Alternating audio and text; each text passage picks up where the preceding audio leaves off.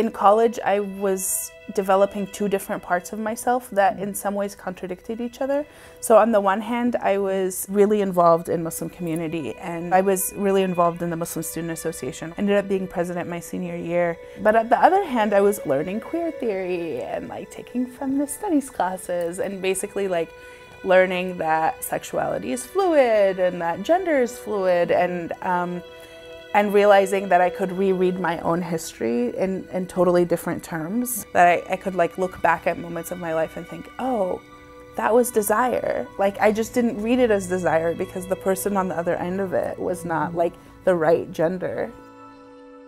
For me in college, it was a time to explore not only myself, but I was just like, oh, I can do whatever I want, like in a lot of ways. So yeah. What was that formation like for you? It took me a long time to realize that there were a lot of different versions of Islam, that the one I grew up with wasn't the only one that's valid and legitimate.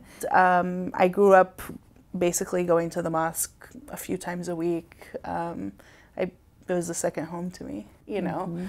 And so there was this sort of like transformation brewing. But on the other hand, I was really committed to my Muslim identity, and I was really involved in Muslim community. Tell me a little bit about that practice growing up.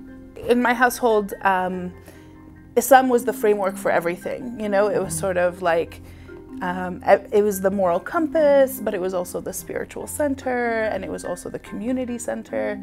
And so everything kind of revolved around it. So lots of, praying and reading Quran together and these types of things. It was a beautiful community, really, lots of people from different places just coming together around the faith.